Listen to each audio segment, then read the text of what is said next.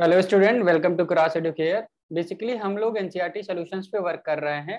Class 12 first part NCERT का पहला chapter है इलेक्ट्रिक चार्जेज एंड फील्ड्स। उसके क्वेश्चंस का सोल्यूशन हम लोग बनाने वाले हैं। क्वेश्चन नंबर 8 है 2 point charges QA 3 microcoulomb and QB -3 microcoulomb are located 20 centimetre apart in a vacuum. बोला जा रहा है कि हमारे पास दो चार्जेस हैं जो कि एक लाइन है AB, बेसिकली 2 पॉइंट से पास हो रहा है एक लाइन।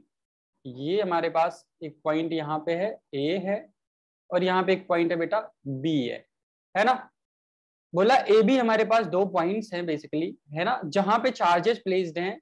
एक का नाम है QA जिसकी वैल्यू है 3 माइक्रोकूलम एंड B पे एक चार्ज रखा हुआ है जिसका नाम रखा गया है QB जिसकी वैल्यू है -3 माइक्रोकूलम। क्लियर है। A और B के बीच की जो दूरी है वो है 20 सेंटीमीटर। कितनी सेंटीमीटर? 20 सेंटीमीटर, यानी कि यहाँ R जो है बेसिकली वो 20 सेंटीमीटर है। ठीक है ना।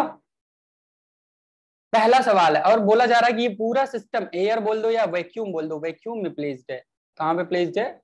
वैक्यूम में। वैक्यूम में रखने का मतलब K की वैल्यू 1। वैक्यूम में रखने का मतलब K की वैल्यू 1। डाइलेक्ट्रिक कांस्टेंट क्या है? 1 है। क्लियर है ना। बोला जा रहा है कि what is the electric field at the mid point O। Mid point का नाम इन्होंने रख दिया है O। मिड पॉइंट का क्या नाम रख दिया है इन्होंने? एक्चुअली मैं पेन थोड़ा सा कलर चेंज कर दूं पेन का। एक मिड पॉइंट बनाना है यहाँ पे हमें, है ना। इन्होंने बोल दिया ये मिड पॉइंट का नाम क्या है, इन्होंने रख दिया बेसिकली O रख दिया। क्या रख दिया? O। ये मिड पॉइंट इनका है, इसका नाम इन्होंने रख दिया O। ठीक है। पूछ रहे हैं कि इलेक्ट्रिक फील्ड की वैल्यू क्या होगी एट O। पहला सवाल है ना। तो देखिए अगर हमें 3 कूलाम, ये जो 3 माइक्रोकूलाम है A पॉइंट पे रखा हुआ चार्ज है, इसकी वजह से इलेक्ट्रिक फील्ड का डायरेक्शन आप देखें तो टुवर्ड्स B आएगा ये। ठीक है, क्योंकि पॉजिटिव चार्ज है। एंड B पे जो चार्ज QB रखा गया है जिसकी वैल्यू है -3 माइक्रोकूलाम, ये इलेक्ट्रिक फील्ड ड्यू टू 3 माइक्रोकूलाम है। एंड B पे जो चार्ज रखा गया उसकी वजह से भी जो इलेक्ट्रिक फील्ड होगा टुवर्ड्स B ही होगा। ये हो जाएगा electric field due to -3 microcoulomb. -3 microcoulomb. तो बेसिकली अगर पॉइंट O पर नेट इलेक्ट्रिक फील्ड कोई आपसे पूछे एट पॉइंट O, क्या हो जाएगा? Electric field due to 3 microcoulomb plus electric field due to -3 microcoulomb. Clear है।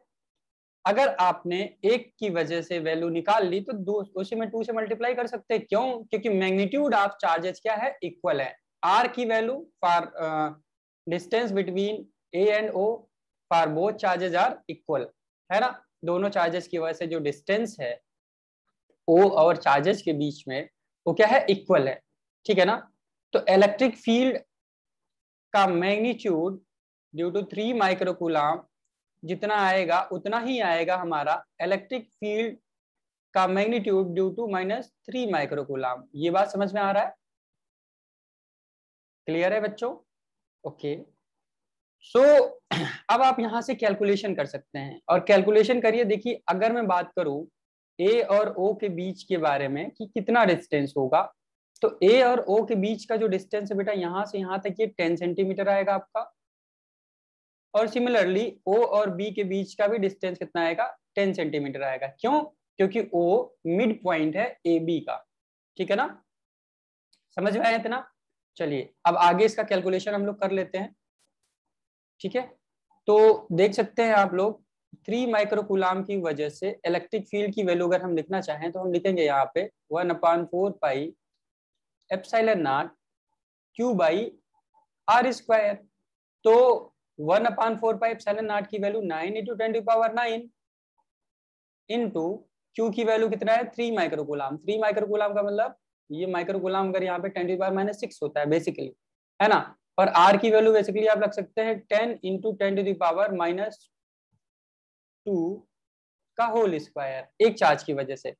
3 माइक्रोकूलम को अगर आप लिखना चाहें, 3 माइक्रोकूलम को अगर आप लिखना चाहें तो यहाँ पे 10⁻⁻6 लिख सकते हैं आप सीधे।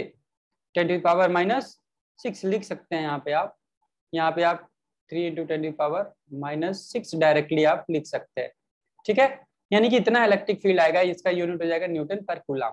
ठीक है, तो ये अगर मैं यहाँ से लिख दूं 3 माइक्रो कूलम की वैल्यू, तो बेसिकली ये क्या हो जाएगा, 9 इंटू 3 हो जाएगा 27, और ये -6 और 9 को अगर हम सॉल्व करें तो ये आएगा 10⁻3 आ जाएगा।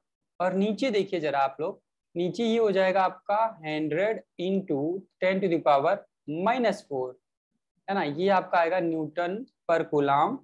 ठीक है ना, ओके। अब आप इसको सॉल्व करने जाएंगे तो इसकी वैल्यू आपकी निकल के जो सामने आएगी, ये आएगा 27 इंटू 10⁵ न्यूटन पर कूलम आएगा। क्यों? क्योंकि ये 100 है, इसमें मल्टीप्लाई करेंगे तो यहाँ बचेगा 10⁻⁻2, ऊपर जाएगा तो हो जाएगा 10⁻+2। ठीक है, और यहाँ पे ऑलरेडी +3 है ही है, तो ये ऐड हो जाएगा पावर। ठीक है ना, तो ये 3 माइक्रो कूलम की वजह से आया। और आपको टोटल इलेक्ट्रिक फील्ड बताना है, तो हमने पीछे बताया है कि मैग्नीट्यूड क्या होगा, सेम होगा -3 माइक्रो कूलम की वजह से। तो नेट इलेक्ट्रिक फील्ड की जो वैल्यू हम लोग यहाँ पे मैग्नीट्यूड के बारे में अगर बात कर रहे हैं, नेट इलेक्ट्रिक फील्ड की वैल्यू हमारी कितनी हो जाएगी, twice of electric field due to 3 microcoulomb. ठीक है, तो आप यहाँ से अगर इसको सॉल्व करना चाहें तो ये हो जाएगा आपका 54 इंटू 10⁵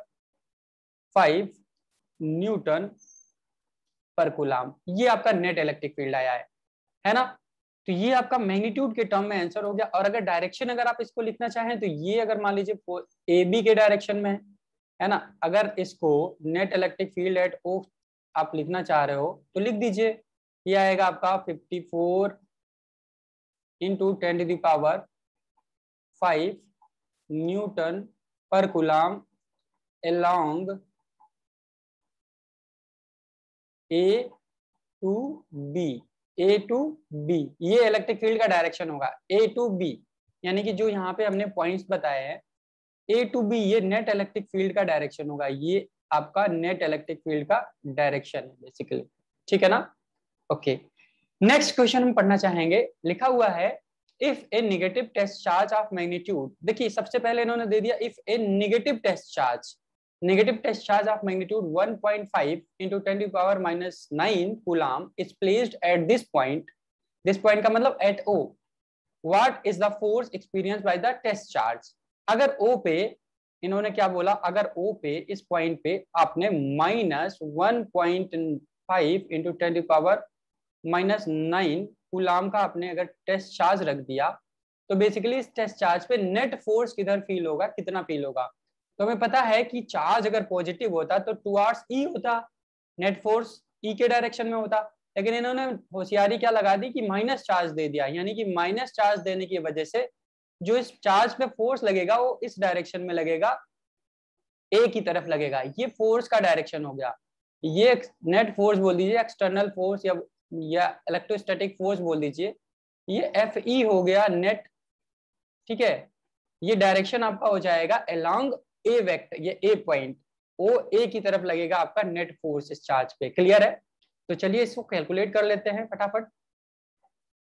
ठीक है, तो हमारा ये सेकेंड कैलकुलेशन है कि हमें फोर्स बताना है, इलेक्ट्रोस्टैटिक फोर्स बताना है, जिसकी वैल्यू होती है Q इंटू ई होता है। क्योंकि यहाँ पे चार्ज क्या है, निगेटिव है, इसलिए डायरेक्शन ऑफ फोर्स उल्टा हो जाएगा। 1.5 into 10⁹ coulomb into electric field की वैल्यू क्या है 54 इंटू 10⁵, ये हो जाएगा आपका न्यूटन पर कूलम। अब देखिए ये माइनस लगा है, पहले ये डायरेक्शन था अलोंग ए बी, अब इसका डायरेक्शन उल्टा हो जाएगा ना, ये माइनस साइन आ गया। अभी भी यहां लिख सकते हैं आप अलोंग ए टू बी है, बट यहाँ पे माइनस साइन लग गया, यानी कि इसका उल्टा हो जाएगा। तो एक्सटर्नल फोर्स यानी कि इलेक्ट्रोस्टैटिक फोर्स की वैल्यू कितनी आ रही है, अगर आप इसको सॉल्व करना चाहेंगे तो ये आपका कितना आंसर आ जाएगा, अगर आप 27 इंटू 3 कर दे तो ये हो जाएगा 81 इंटू, अब देखिए पावर के बारे में बात करें तो ये आपका पावर अगर मल्टीप्लाई करेंगे तो ये आपका आएगा 10⁻⁻4 newton along B to A हो जाएगा, यानी कि direction of force electric field के जस्ट अपोजिट होगा due to negative test charge, due to negative test charge. ठीक है, तो ये मैग्नीट्यूड आ गया आपका बेटा फोर्स का। क्लियर है, समझ में आ गया? Okay, thank you so much for watching us.